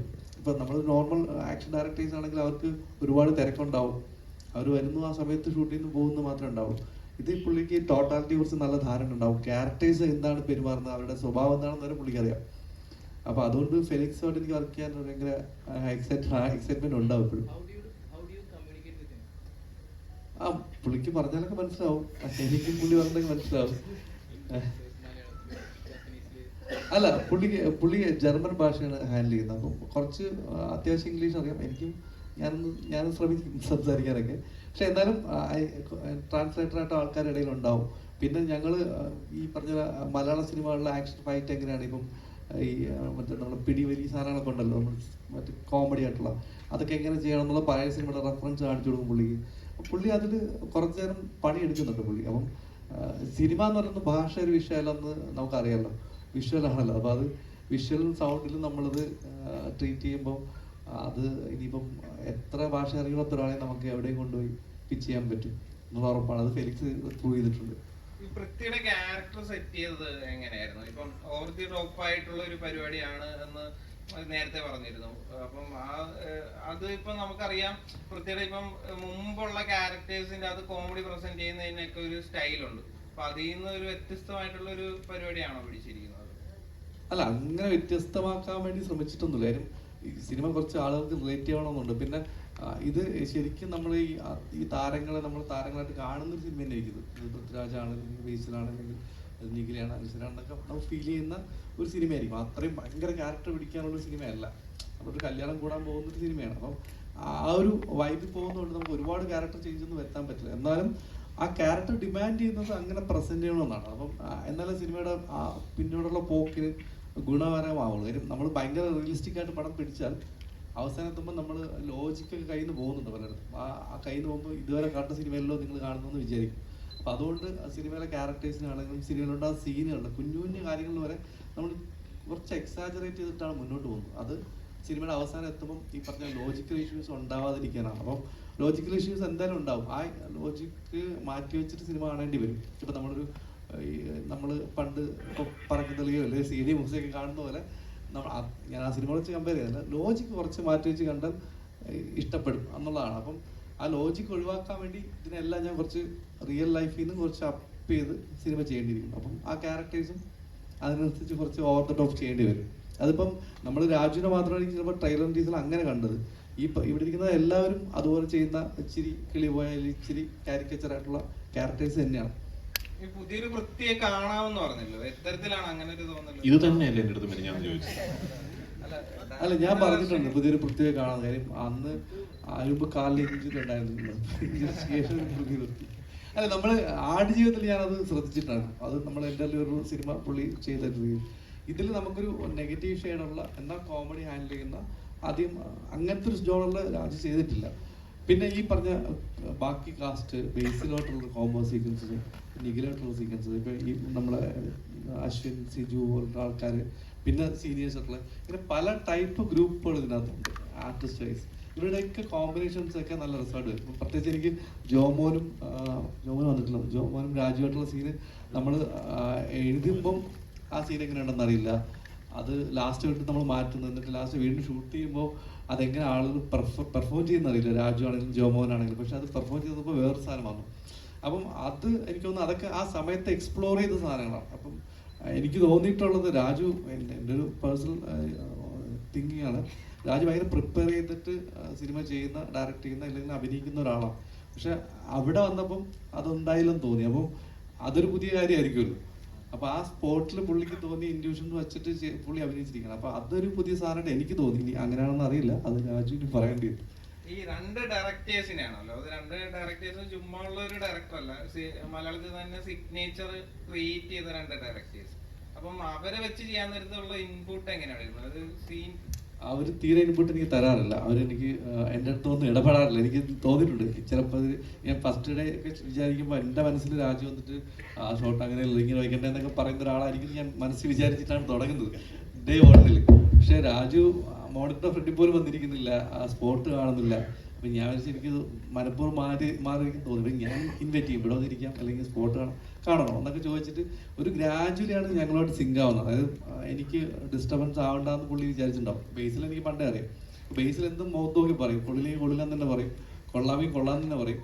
ഇല്ലെങ്കിൽ അവനെ കളിയാക്കലും അവൻ എന്നെ കളിയാക്കലും ചിരിച്ചിട്ട് പോകുന്നതാണ്. അപ്പോൾ അതുകൊണ്ട് പ്രശ്നമില്ല. പക്ഷേ രാജുവിൻ്റെ കാര്യത്തിൽ ഈ അങ്ങനെ ഒരു പരിചയം ഉണ്ടായിരുന്നില്ല. പക്ഷേ പോകെ പോകെ മനസ്സിലായി നമ്മൾ രണ്ടുപേരും ഏതാണ്ട് ഒരേ സ്വഭാവമുള്ള ആൾക്കാരാണ് ഇരിക്കുന്നവരെല്ലാവരും. അപ്പോൾ അതുകൊണ്ട് അങ്ങനെ ഒരു പ്രശ്നം വന്നിട്ടില്ല. അവർ നമ്മളെ വർക്കിൽ ഇടപെടുകയോ, പിന്നെ ഡയറക്ടേഴ്സിന് അങ്ങനെ ഒരു ഗുണമുണ്ടല്ലോ, ഡയറക്ടർക്കും ആക്ടർ ആകുമ്പോൾ അവർക്കറിയാം വേറൊരാളുടെ വർക്കിൽ കയറി ഇടപെടാൻ പാടില്ല. അവർ ഒരു വലിയ കാര്യം ചെയ്തുകൊണ്ടിരിക്കുമ്പോൾ അതിനിടയിൽ ഈ ചെറിയൊരു മാറ്റങ്ങളൊന്നും വരുത്താൻ ശ്രമിക്കില്ല എന്ന് എനിക്കറിയാം. അതങ്ങനെ മെയിൻറ്റെയിൻ ചെയ്യുന്നുണ്ട്. അപ്പം ഒരിക്കലും ഡയറക്ടേഴ്സ് ഒരിക്കലും വേറൊരു ഡയറക്ടർ ഡിസ്റ്റർബ് ചെയ്യില്ലെന്ന കാര്യം എനിക്ക് ഉറപ്പാണ്. അപ്പോൾ അത് രണ്ടുപേരും ആ ഒരു അകലം നമ്മളിന്ന് എപ്പോഴും സൂക്ഷിക്കുന്നുണ്ടാവും. പക്ഷെ എന്നാൽ ഞാൻ കാണിച്ചു കൊടുക്കുമ്പോൾ അവർ വർക്കായെങ്കിൽ വർക്കായി തന്നെ പറയും, ഇല്ലെങ്കിൽ ഇല്ലയെന്ന് തന്നെ പറയും. അതുണ്ട്. പക്ഷെ എന്നാലും നമ്മുടെ ഒരു ജോലിയിൽ കയറി അവർ ഇടപെടേണ്ട ഒരു സ്ഥിതി എനിക്ക് ഏറ്റവും കംഫർട്ടായിട്ട് വർക്ക് ചെയ്യാൻ പറ്റുന്ന രണ്ട് ആക്ടേഴ്സായിട്ട് മാറി. അത് അവർ ഡയറക്ടേഴ്സ് ആയതുകൊണ്ടാണ് അവർ അതങ്ങനെ ഒരു റെസ്പോൺസിബിലിറ്റി എടുത്ത് മാറി നിൽക്കുക, അല്ലെങ്കിൽ നമുക്ക് ആ ഫ്രീഡം തരുന്നതെന്ന് എനിക്ക് തോന്നിയിട്ടുണ്ട്. അനശ്വരം ഇവിടെ 21 ദിവസം കണ്ടിന്യൂസ്ലി കല്യാണപ്പെണ്ണായിട്ട് മേക്കപ്പ് ഇട്ട് അഭിനയിച്ച സിനിമ എന്ന് പറയുന്നുണ്ട്. അപ്പോൾ ആ ഒരു എക്സ്പീരിയൻസ് ഒന്ന് ഷെയർ ചെയ്യാം. കൂടെ തന്നെ ബേസിലേട്ടൻ്റെ വധുവായിട്ട് അഭിനയിച്ച ഒരു എക്സ്പീരിയൻസ് കൂടെ.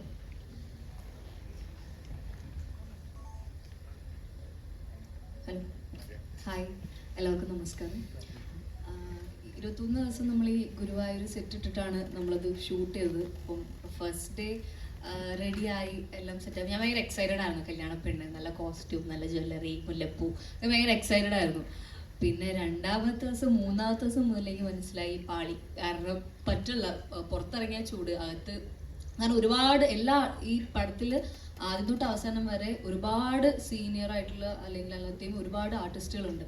അപ്പം എല്ലാവരും കൂടി ഒരുമിച്ച് വരുന്നതാണ് ഈ ക്ലൈമാക്സ് മൊത്തത്തിൽ, എല്ലാ ആർട്ടിസ്റ്റും. അപ്പം ക്ലൈമാക്സ് ആകുമ്പോൾ ഇവരെല്ലാവരെയും വെച്ച് ചെയ്യണം. അപ്പം നമുക്ക് അവിടെ വന്നിട്ട് നമ്മൾ കുറേ സമയം നമ്മൾ വെറുതെ ഇരിക്കേണ്ടി വരും ചിലപ്പോൾ. അപ്പം മിക്ക സമയങ്ങളിൽ നമ്മൾ ക്യാരവാനിൽ തന്നെ ആയിരിക്കും, അല്ലെങ്കിൽ ചില സമയം നമുക്ക് അവിടെ ഇരിക്കാൻ പറ്റില്ല, ബോറടിക്കും, പുറത്തേക്ക് ഇറങ്ങും. അപ്പം അങ്ങനെയാണ് ഷൂട്ട് പോയിക്കൊണ്ടിരുന്നത്. ചിലപ്പം നമുക്ക് ഉറങ്ങാൻ പറ്റില്ല, കാരണം എനിക്ക് ഇത്രയും സെറ്റ് വെച്ചുകൊണ്ട് ഉറങ്ങാൻ പറ്റില്ല, റെസ്റ്റ് എടുക്കാൻ പറ്റില്ല. ബട്ട് സ്റ്റിൽ പുറത്തേക്ക് ഇറങ്ങി ആ ഷൂട്ടൊക്കെ കാണുന്ന സമയത്ത് ഭയങ്കര രസമാണ്. കാരണം ആ ചെയ്യുന്ന രീതി, അതായത് എല്ലാം ഷൂട്ട് ചെയ്തേക്കുന്ന ഓർഡറിലായിരുന്നില്ല, ബട്ട് സ്റ്റിൽ ആ കണ്ടിന്യൂറ്റി ആദ്യം മുതൽ അവസാനം വരെ അത് പിടിച്ച് ചെയ്തു. അപ്പോൾ അതൊക്കെ എനിക്കൊരു ന്യൂ എക്സ്പീരിയൻസ് ആണ്. ഇത്രയും വലിയൊരു സെറ്റിൽ ഇത്രയും സീനിയർ ആയിട്ടുള്ള ആൾക്കാരോട് ചെയ്യാന്നുള്ളത് എനിക്ക് ഭയങ്കര ന്യൂ എക്സ്പീരിയൻസ് ആയിരുന്നു. സോ അത് ഞാൻ ഒരുപാട് എൻജോയ് ചെയ്തു. പിന്നെ ബേസിലേട്ടൻ്റെ വധു എന്ന് പറയുന്ന, വധു എന്ന് മാത്രമല്ല പേരായിട്ടാണെങ്കിലും എനിക്ക് ഭയങ്കര കംഫർട്ടായിരുന്നു ആളുടെ കൂടെ വർക്ക് ചെയ്യാൻ. ഇപ്പം നമ്മൾ എൻ്റെ സീൻ എടുത്ത് എൻ്റെ ക്ലോസ് ആണെങ്കിൽ കൂടി ആളെനിക്ക് അപ്പുറത്തിരുന്ന ആളുടെ ഡയലോഗ് എനിക്ക് ക്യാമറയുടെ ഇപ്പുറത്ത് എനിക്ക് ഡയലോഗ് പറഞ്ഞു തരും. സോ അത്രയും കംഫർട്ടബിൾ ആയിരുന്നു, അത്രയും സെറ്റായിരുന്നു എനിക്ക് ആളുടെ കൂടെ വർക്ക് ചെയ്യാൻ. അതേപോലെ ഇപ്പം എല്ലാവരുടെയും കൂടി മൊത്തത്തിൽ ഇപ്പം ഇവിടെ ഇരിക്കുന്ന എല്ലാ ആർട്ടിസ്റ്റിൻ്റെയും കൂടി എനിക്ക് ഒരുപാട് കാര്യങ്ങൾ പഠിക്കാനും നല്ല എക്സ്പീരിയൻസ് ആയിരുന്നു. അതേപോലെ എൻജോയ് ചെയ്തൊരു സിനിമയാണ് ഗുരുവായൂർ അമ്പലനടയിൽ. രാജേട്ടാ, മല്ലികാമ്മ പറഞ്ഞു കേട്ടിട്ടുണ്ട് ഇൻ്റർവ്യൂസിലൊക്കെ, അമ്മയ്ക്ക് ഏറ്റവും ഇഷ്ടം രാജുവേട്ടൻ്റെ കോമഡി ആയിട്ടുള്ള ക്യാരക്ടേഴ്സ് ആണെന്ന് പറഞ്ഞു കേട്ടിട്ടുണ്ട്. അപ്പം ഈ സിനിമ മല്ലികാമ്മേനെ എത്രത്തോളം സന്തോഷിപ്പിക്കും? അമ്മയ്ക്ക് ഭയങ്കര ഇഷ്ടപ്പെടാൻ സാധ്യതയുണ്ട് ഈ പടം. അല്ല, അമ്മയ്ക്ക് നല്ല ഇതൊരു അറ്റ്ലീസ്റ്റ് ഞാൻ പ്രതീക്ഷിക്കുന്നതാണ് കേട്ടോ. ഇപ്പോൾ നാളെ റിലീസായിട്ട് അങ്ങനല്ലല്ലോ എന്ന് നിങ്ങൾ പറഞ്ഞാൽ അങ്ങനല്ല. എനിക്ക് തോന്നുന്നത് ഈ സിനിമയുടെ ഏറ്റവും വലിയ ഒരു ക്വാളിറ്റി ആയിട്ട് ഞാൻ കാണുന്നത് ഈ ഹാപ്പി വ്യൂയിങ് ആണ് സിനിമ. നമ്മൾ കാണുമ്പോഴും കണ്ടു തീരുമ്പോഴും ഒക്കെ ഒരു സന്തോഷം തരുന്ന സിനിമയാണ്. ഈ ഡോപ്പമീൻ ഷോട്ട് എന്ന് പറയുന്ന പോലെ നമുക്ക് ഒരു സിനിമ കണ്ടു കഴിയുമ്പോൾ നമുക്കൊരു ഹാപ്പിയായി അല്ലേ. അപ്പോൾ അത് അങ്ങനത്തെ സിനിമകളാണ് പലപ്പോഴും ആൾക്കാർ വീണ്ടും കാണാൻ ഇഷ്ടപ്പെടുകയും ചെയ്യുന്നത്. Because you want to go back to how the film made you feel. അപ്പോൾ അത് അമ്മയ്ക്ക് മാത്രമല്ല, എനിക്ക് തോന്നുന്നു എല്ലാവർക്കും ഇഷ്ടപ്പെടാൻ സാധ്യതയുള്ളൊരു സിനിമയാണെന്നാണ് എൻ്റെ ഒരു ശുഭപ്രതീക്ഷ. അമ്മയ്ക്ക് പ്രത്യേകിച്ചും, കാരണം ഈ പറഞ്ഞാൽ അമ്മയ്ക്ക് ഞാൻ ഈ ലൈറ്റർ റോൾസ് ഒക്കെ ചെയ്യുന്നത് കാണാൻ ആണ് അമ്മയ്ക്ക് ഭയങ്കര ഇഷ്ടം. അമ്മയ്ക്ക് അമറക് ആന്റണിയൊക്കെ ഭയങ്കര ഇഷ്ടമാണ്. അപ്പോൾ അമ്മ 16-ാം തീയതി അല്ലെങ്കിൽ റിലീസായ ഉടനെ ആദ്യ ദിവസങ്ങളിൽ തന്നെ സിനിമ കാണുമെന്ന് പ്രതീക്ഷിക്കുന്നു. എൻ്റെ അമ്മയോട് ചോദിക്കാം. ചേട്ടാ, പൃഥ്വിരാജ് പ്രൊഡക്ഷൻ്റെ ഒരു സെലിബ്രേറ്റീവ് മൂവി ആയിരിക്കും ഇത്, സെലിബ്രേഷൻ മൂവി ആയിരിക്കും. ഞങ്ങളുടെ എല്ലാ പടങ്ങളും സെലിബ്രേറ്റ് ചെയ്യണേ എന്നുള്ളതാണ് ഞങ്ങളുടെ ആഗ്രഹം. ഇത് അതെ, ഞാൻ ആ കാര്യത്തിൽ ഭയങ്കര അഭിമാനിക്കുന്നു. ഈ സിനിമ പൃഥ്വിരാജ് പ്രൊഡക്ഷൻസിന്റെ ബാനറിലാണ്, ഞങ്ങൾ കോ പ്രൊഡ്യൂസേഴ്സ് ആണ് ഈ സിനിമയുടെ എന്നുള്ള കാര്യത്തിൽ ഞാൻ തീർച്ചയായിട്ടും അഭിമാനിക്കുന്നു. പൃഥ്വിരാജ് പ്രൊഡക്ഷൻസ് ഈ ജോണറിൽ ഉള്ളൊരു സിനിമ ആദ്യമായിട്ടാണ് ചെയ്യുന്നത്. പിന്നെ ഓഫ് കോഴ്സ് ഇതിൽ ഞങ്ങൾക്ക് E4 Entertainment ഉണ്ട്, കൂടെ ഉണ്ട്. ആൻഡ് ഈ സിനിമ ചെയ്ത എക്സ്പീരിയൻസിൽ ഇപ്പോൾ ഈ സിനിമ റിലീസാകുന്നതിന് മുമ്പ് പറയുമ്പോഴാണല്ലോ അതിൻ്റെ ഭംഗി. ഉറപ്പായിട്ടും ഞങ്ങൾ ഇനി ഒരുമിച്ച് സിനിമകൾ ചെയ്യുകയും ചെയ്യും. അപ്പോൾ അങ്ങനെ വരട്ടെ, ഒരു അഭിമാനിക്കാൻ പറ്റുന്ന ഒരു സിനിമയാകട്ടെ റിലീസിന് ശേഷവും.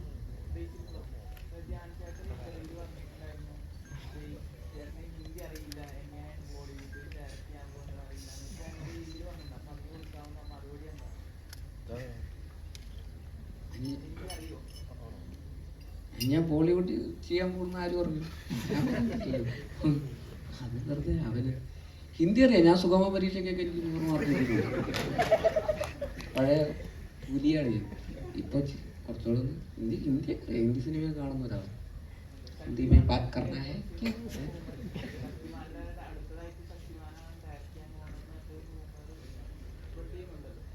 എനിക്കറിഞ്ഞൂടാ. പണ്ട് കണ്ടിട്ടുണ്ട് ശക്തിമാൻ. ഇല്ല ബേസിലേട്ടാ പൃഥ്വിരാജേട്ടൻ കുറച്ച് പറഞ്ഞാൽ ഈ ഫാമിലി സ്റ്റാർ എന്നുള്ളൊരു പട്ടം ഇത് ഒരു എന്താ ലേറ്റ് ആയിട്ട് തോന്നുന്നുണ്ടോ? ഉണ്ട്. അതെ അങ്ങനൊന്നുമില്ല. അപ്പോൾ ബേസിൽ ഭയങ്കര സീരിയസ് ആയി പോയല്ലോ. പൃഥ്വിരാജിന്റെ ഫിലിം അഭിനയിച്ചോണ്ടോ? ഞാനെന്നെ പാട്ടൊക്കെ പാടിയത് കണ്ടായിരുന്നു. ഈ അങ്ങനെയൊന്നുമില്ല. ഇതിപ്പോ ഇങ്ങനെ എല്ലാവരും ഇങ്ങനെ സീരിയസ് ആയിട്ട് ഇരിക്കുന്നതുകൊണ്ട് പിന്നെ ഉറക്കം കിട്ടിയില്ല. എന്തില്ല അതിന്റെ ഒരു പ്രശ്നമുണ്ട്. നന്നായിട്ട് ഉറങ്ങിയിട്ടൊക്കെ ഒന്ന് ഭയങ്കര കോമഡിയാ. അല്ല ജാനൊക്കെ ആയിട്ട് വരാൻ നേരത്ത് ഭയങ്കര തക്കടിച്ച് അങ്ങോട്ടും ഇങ്ങോട്ടും നിൽക്കാൻ അത് അടുത്തിരിക്കുന്നോണ്ട് ഇല്ല അങ്ങനെയില്ല. പക്ഷെ നിങ്ങളിങ്ങനെ ബേസിലേട്ടാ അമിതഭാരം തരല്ലേ. ബേസിലേട്ടാ കഴിഞ്ഞ ദിവസം ഏതോ ഒരു സിനിമയുടെ ഷൂട്ടിന്റെ ഇടയിൽ പ്രാവൻകൂട് ഷാപ്പിന്റെ ഷൂട്ടിന്റെ ഇടയിൽ ഒരു ചേട്ടൻ വന്ന് ഫോട്ടോ എടുത്തു. അപ്പോൾ ചേട്ടൻ ചോദിച്ചു തൃശ്ശൂരാണ് ഷൂട്ടിങ്. അപ്പോൾ ചേട്ടൻ ചോദിച്ചു ഏത് പടാന്ന് പറഞ്ഞു. ഞാൻ പറഞ്ഞു പ്രാവൻകൂട് ഷാപ്പ്.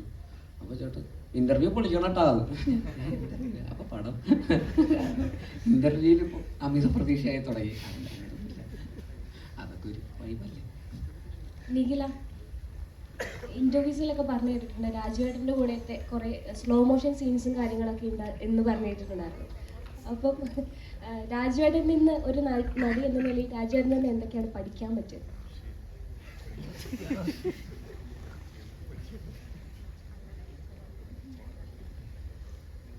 അങ്ങനെ പ്രത്യേകിച്ചൊന്നും പഠിച്ചിട്ടൊന്നുമില്ല. ഇല്ല അങ്ങനെ പഠിക്കുക എന്നുള്ളതല്ല. നമ്മൾ ചില ആർട്ടിസ്റ്റുകളുടെ കൂടെ വർക്ക് ചെയ്യാനുള്ളത് ഭയങ്കര ഒരു ആഗ്രഹമായിരിക്കും. നമ്മൾ സിനിമയിൽ വന്നിട്ട് എൻ്റെ ഫസ്റ്റ് ടൈം അസോസിയേഷനാണ്. അപ്പം എനിക്ക് അതൊരു വലിയ സന്തോഷമുള്ളൊരു കാര്യമായിരുന്നു. പഠിക്കാനുള്ളൊരു സ്പേസ് ഒന്നും വിപുലായിട്ടും തന്നിട്ടില്ല. ഒരുപാട് സീനുകളും ഡയലോഗുകളും ഒക്കെ ഉള്ളതുകൊണ്ട് അത് പഠിക്കേണ്ടതുകൊണ്ട് മറ്റേതെനിക്ക് പറ്റിയിട്ടില്ല. ഇല്ല അങ്ങനെ ഒരാളുടെ അടുത്തുനിന്ന് പഠിക്കുക എന്ന് പറയുന്നത് അഭിനയിക്കുന്ന സമയത്ത് എന്നുള്ളതല്ലല്ലോ. നമ്മൾ ഇപ്പോൾ ഗ്രാജുവലി ഇപ്പം എല്ലാ ദിവസങ്ങളും നമ്മൾ പ്രൊമോഷൻ്റെ ഭാഗമായിട്ടൊക്കെ കാണുമ്പോഴാണ് നമ്മൾ കൂടുതൽ പരിചയപ്പെടുന്നതും സംസാരിക്കുന്നതും ഒക്കെ. ഈ പൃഥ്വിരാജിന് ബേസിക്കലി ഒരുമിച്ച് അഭിനയിക്കാൻ നേരത്ത് ഒരുപാട് നേരം കൂടെ കിട്ടില്ലോ ബേസിൽ. അപ്പൊ ഒരു കഥ പറയാനൊക്കെ ട്രൈ ചെയ്തു. അല്ലെങ്കിൽ മാനറിസം പൃഥ്വിരാജിന്റെ മാനറിസങ്ങളൊക്കെ പഠിച്ചു. മാനറിസം ഇല്ല അങ്ങനെ കഥ ഇല്ല. പക്ഷെ എനിക്കിങ്ങനെ ഒരുപാട് ചോദ്യങ്ങളൊക്കെ ചോദിക്കാനുണ്ടായിരുന്നു. എനിക്ക് ആദ്യമൊക്കെ എനിക്ക് നമുക്ക് ഒരു പേടി ഉണ്ടാവുമല്ലോ. ഇപ്പോൾ അല്ലേ ഞാനും അങ്ങനെ അധികം മുമ്പ് ഞാൻ സംസാരിച്ചിട്ടൊന്നുമില്ല. എല്ലാവരെയും പോലെയൊക്കെ തന്നെയാണ് ഞാൻ. ഈ വിമാനത്തിന്റെ സംഗതി എല്ലാവരും പറയുന്നുണ്ടല്ലോ. സെൽഫി എടുക്കാൻ പോയതാണ്. ആ ഞാൻ ഒരു ഫോട്ടോ എടുക്കാൻ വേണ്ടി പോയതാ. അപ്പൊ അന്ന് ഒരു പ്രാവശ്യം ഈ സിനിമയ്ക്ക് മുമ്പ് ഒറ്റ പ്രാവശ്യം ഞാൻ രാജുവേട്ടനെ കണ്ടിട്ടുള്ളൂ. അത് വിമാനം എന്ന് പറഞ്ഞ സിനിമയുടെ സെറ്റിൽ ഞാൻ അതുവഴി പോയപ്പോൾ ഒരു ഫോട്ടോ എടുത്തിട്ടുണ്ട്. അല്ലാതെ നമ്മള് സിനിമയിലൊക്കെ ഇവിടെ പറയേണ്ട കാര്യം. അപ്പൊ അങ്ങനെ അപ്പൊ ഞാൻ ഭയങ്കര ഫാനാണ്. അപ്പൊ അത് കാരണം ഇതിന്റെ സെറ്റിൽ വന്നപ്പോ ഞാനും ഈ സിനിമയിലൊക്കെ കണ്ടിട്ടുള്ള അല്ലെങ്കിൽ ഇന്റർവ്യൂസിലൊക്കെ കാണുന്ന അല്ലെങ്കിൽ റീലിലൊക്കെ കാണുന്ന രാജുവേട്ടനാണ് എൻ്റെ മുമ്പിൽ. അപ്പോൾ എനിക്കും കുറച്ച് പേടിയുണ്ട്. മോണിറ്ററിനോ റെയിലിങ്ങനെ ഇരിക്കുന്നത് നമ്മളിങ്ങനെ നമ്മളൊക്കെ കൂടെ ഇങ്ങനെ ഗ്യാങ് ആണല്ലോ. അങ്ങനെയൊക്കെയാണ് അങ്ങനെയൊക്കെയാണ്. അപ്പോൾ ആദ്യമൊക്കെ അങ്ങനെയായിരുന്നു. പിന്നെ പിന്നെ നമ്മുടെ ഒരേ വൈബാന്ന് മനസ്സിലായി. പിന്നെ ഭയങ്കര കോമഡിയായിരുന്നു. തമാശയൊക്കെ പറയും. അങ്ങനെ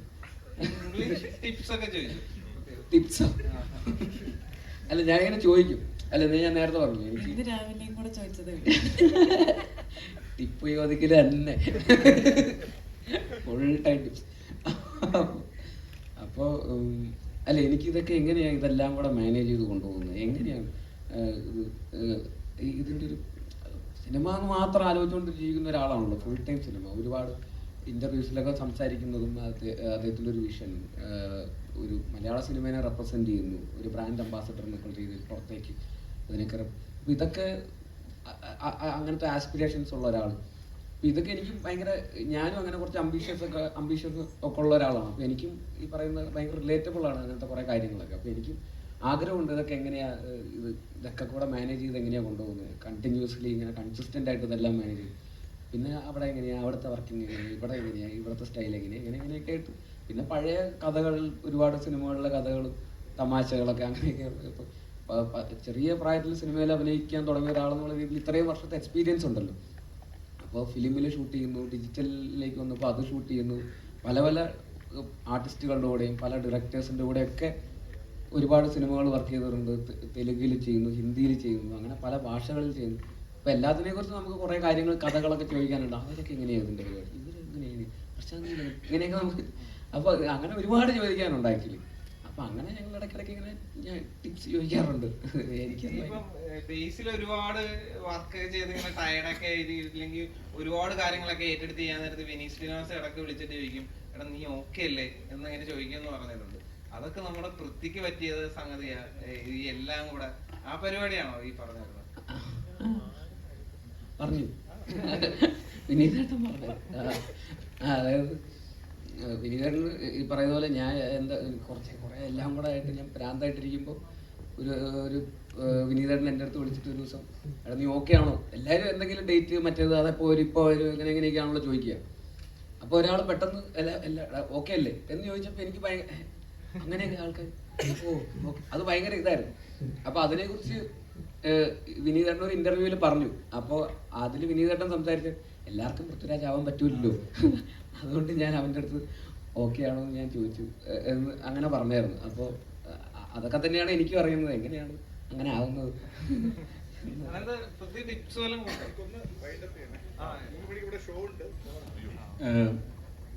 ഹായ് ഓൾ, എക്സ്ക്യൂസ് എത്രത്തോളം സ്വപ്നതുല്യമാണ് ഈ സിനിമ? ഇപ്പം രാജുവേട്ടൻ തന്നെ കഴിഞ്ഞ ഒരു ഇന്റർവ്യൂ പറഞ്ഞു, പഴയ ഒരുപാട് നാളിന് ശേഷമാണ് കാരവാന് പുറത്ത് ഇതുപോലൊരു പഴയ കാലഘട്ടത്തെ ഓർമ്മിപ്പിക്കുന്ന രീതിയിൽ ആ സിനിമ സെറ്റിലെ അനുഭവങ്ങൾ എന്ന് പറഞ്ഞു. ഒന്നാമത്തെ ചോദ്യം, എത്രത്തോളം സ്വപ്നതുല്യമാണ് ഈ സിനിമ? രണ്ട്, ആ ലൊക്കേഷൻ അനുഭവങ്ങൾ. അപ്പോൾ കഴിഞ്ഞ ഇന്റർവ്യൂവിലാണ് രാജുവേട്ടൻ അത് പറഞ്ഞത്, ഒരുപാട് നാളിന് ശേഷമുള്ള ഒരു സിനിമ സെറ്റ് കാണാൻ കഴിഞ്ഞു എന്നുള്ളത്. അപ്പോൾ എത്രത്തോളം രസകരമായിരുന്നു? ഇതെൻ്റെ രണ്ടാമത്തെ സിനിമയാണ്, രോമാഞ്ചത്തിന് ശേഷമാണ്. രണ്ടാമത്തെ സിനിമയിൽ എനിക്ക് ഇവരുടെയൊക്കെ അടുത്തിരിക്കാൻ പറ്റുന്നതും സ്വപ്നം പോലെ കണ്ടിട്ടുള്ളതല്ല. എത്രയോ പടങ്ങൾക്ക് ശേഷമായിരിക്കും അവർക്കൊക്കെ ഇത് കിട്ടും. പക്ഷേ അത് രാജേട്ടനും ബീസേനും ഇവരൊക്കെ നമ്മളെ പരിഗണിക്കുന്നതാണല്ലോ, ഇവിടെ വന്നിരിക്കാനും പറ്റുന്നതും നിങ്ങൾക്ക് ഇപ്പോൾ എന്നോട് ചോദ്യം ചോദിക്കാൻ പറ്റുന്നതല്ല. പിന്നെ ലൊക്കേഷനുള്ള എക്സ്പീരിയൻസ് എന്ന് വെച്ച് കഴിഞ്ഞാൽ വിപിൻ ചേട്ടൻ ഭയങ്കര സപ്പോർട്ടീവാണ്. നമുക്ക് പേടിയുണ്ട്, കാരണം ഇവരൊക്കെ ഭയങ്കര സീനിയർ ആർട്ടിസ്റ്റുകളാണ്. പക്ഷേ വിപിൻ ചേട്ടൻ എപ്പോഴും നമ്മുടെ അടുത്ത് അവരെപ്പോഴും നമ്മളെപ്പോഴും കംഫർട്ടാക്കി തന്നെ നിർത്തും, അടിപൊളിയായിട്ട് തന്നെ നിർത്തും. പിന്നെ ഞാനും സാഫ്, ജോമോന്, അശ്വിന്, ഞങ്ങളായിരുന്നു ഒരു ഗ്യാങ്ങായിട്ട് പോയിക്കൊണ്ടിരുന്നത്. അപ്പം പടം കാണുമ്പോഴേ നിങ്ങൾക്കത് മനസ്സിലാവും. അപ്പം അടിപൊളിയാണ്, സ്വപ്നതുല്യം, അതിനപ്പുറമൊക്കെയാണ് ഇത് പറയാൻ പറ്റും. Hi all, myself Vinod Janardhanan. ഞാനൊരു പൃഥ്വിരാജ് സാർ, ബ്ലെസ്സി സാർ അതിനു മുമ്പ് ആടുജീവിതം തിയേറ്ററിൽ കണ്ട് സ്പീച്ച്ലെസ് ആയിപ്പോയ ഒരാളാണ്. ഗ്രേറ്റ്. ബ്ലെസ്സി സാർ ഒരു ഇൻ്റർവ്യൂവിൽ മാതൃഭൂമിയുടെ ഒരു ലിറ്ററേച്ചർ ഫെസ്റ്റിവലിൽ പറഞ്ഞു, പൃഥ്വിരാജ് എന്ന് പറയുന്ന ആക്ടറുടെ കണ്ണുകളിൽ എപ്പോഴും ഒരു തിളക്കം ഉണ്ടാവും. ആടുജീവിതത്തിൽ കാസ്റ്റ് ചെയ്യുമ്പോൾ ആ തിളക്കം മാറ്റുക എന്നുള്ളതായിരുന്നു എൻ്റെ ഏറ്റവും വലിയ ചലഞ്ച്. ആടുജീവിതം കഴിഞ്ഞിട്ട് പിന്നീട് ക്യാരക്ടേഴ്സ് സെലക്ട് ചെയ്തപ്പോൾ ഇതിലെ നമ്മുടെ ഗുരുവായൂർ പോലുള്ള ക്യാരക്ടേഴ്സ് വരുമ്പോൾ അതിൽ നിന്ന് മറ്റ് ക്യാരക്ടേഴ്സിലേക്ക് മാറാനൊരു ബുദ്ധിമുട്ടുണ്ടായോ, ഒരു ചലഞ്ചിങ് ആയിരുന്നു. ഇത് എനിക്ക് ആക്ടേഴ്സ് ജനറലി ഒരു സിനിമ കഴിയുമ്പോൾ, കുറച്ച് സിനിമകൾ ചെയ്ത് കഴിയുമ്പോൾ, ഒരു സിനിമ ചെയ്ത് കഴിഞ്ഞിട്ട് ആ ക്യാരക്ടറുമായിട്ട് അങ്ങ് ഡിസസോസിയേറ്റ് ചെയ്യാൻ പഠിക്കും. നമ്മൾ സബ് കോൺഷ്യസ്ലി നമ്മൾ പഠിക്കും. ഇപ്പോൾ ഗുരുവായൂരമ്പല നടയിൽ കഴിഞ്ഞിട്ട് ഞാൻ സംവിധാനം ചെയ്യുന്ന സിനിമയിൽ ഞാനൊരു ചെറിയ വേഷം ചെയ്യുന്നുണ്ട്. അപ്പോൾ എനിക്ക് ആനന്ദൻ അങ്ങനെ ആ സമയത്തുള്ള കാര്യങ്ങളൊക്കെ എൻ്റെ മനസ്സിൽ സബ് കോൺഷ്യസ്ലി ഒരു എഫേർട്ട് എടുക്കാതെ തന്നെ അത് പോകും. പക്ഷെ ആടുജീവിതത്തിനെ സംബന്ധിച്ചിടത്തോളം മറ്റ് സിനിമകളെ പോലെ അല്ല. കാരണം ഒരു 10-16 വർഷക്കാലം ആ സിനിമയ്ക്കൊപ്പം യാത്ര ചെയ്തതുകൊണ്ട് അങ്ങനെ ഫുള്ളി അതങ്ങ് ഡിസസോസിയേറ്റ് ചെയ്തിട്ട് ഇനിയില്ല എന്നുള്ളൊരു, ഇപ്പോഴും ചില സമയങ്ങളിലൊക്കെ ഞാൻ ആ കഥാപാത്രത്തെ കുറിച്ചൊക്കെ ഇനിയിപ്പോൾ ചിന്തിച്ചിട്ട് കാര്യമൊന്നുമില്ല, കാരണം സിനിമ റിലീസായി. പക്ഷെ എന്നാലും ചിലപ്പോൾ ചിന്തിക്കാറൊക്കെ ഉണ്ട്. എങ്ങനെ മറ്റൊരു ക്യാരക്ടറിലേക്ക് പോകുന്നു എന്ന് ചോദിച്ചാൽ, നമ്മൾ ആ പുതിയ കഥാപാത്രത്തിലേക്കും പുതിയ തിരക്കഥയിലേക്കും അടുത്ത സംവിധായകന്റെ വിഷനിലേക്കും പൂർണ്ണമായി നമ്മൾ ആസ് എൻ ആക്ടർ സബ്മിറ്റ് ചെയ്യുക, അതിലേക്ക് സറണ്ടർ ചെയ്യുക എന്നുള്ളതാണ്. അപ്പൊ അതാണ് ഞാൻ എല്ലാ സിനിമകൾക്കും ചെയ്യാൻ ശ്രമിക്കുന്നത്. എനിക്ക് ഇപ്പോൾ ആനന്ദൻ എന്ന് പറഞ്ഞ ഈ ഗുരുവായൂരമ്പല നടയിൽ കണ്ടിട്ട് ആനന്ദിൽ നജീബിലിന്റെ കുറച്ച് കാര്യങ്ങളുണ്ടല്ലോ എന്ന് പ്രേക്ഷകർക്ക് തോന്നിയാൽ അത് എന്റെ പേഴ്സണൽ ഫെയിലിയർ ആയിട്ടാണ് ഞാൻ കരുതുന്നത്. അങ്ങനെ ഉണ്ടാവാൻ പാടില്ലല്ലോ, അങ്ങനെ ഉണ്ടാകാതിരിക്കട്ടെ എന്ന് കരുതുന്നു. ഇവർക്ക് ഷോ തുടങ്ങാറായത് പറഞ്ഞിട്ടുണ്ടായിരുന്നു അൽഫോൺസ് പുത്രന്റെ മേക്കിംഗ് വളരെ പുതുമയുള്ളതാണെന്ന് പറഞ്ഞിട്ടുണ്ടായിരുന്നു. അപ്പോ വിപിൻ ദാസിനെ പറ്റി എന്താ ആ ഒരു അഭിപ്രായം? വിപിന്റെ മേക്കിങ്ങും വളരെ പുതുമയാണ്. അല്ല, വിപിൻ ബേസിക്കലി ഒരു എഡിറ്ററാണ്, അൽഫോൺസിനെ പോലെ തന്നെ.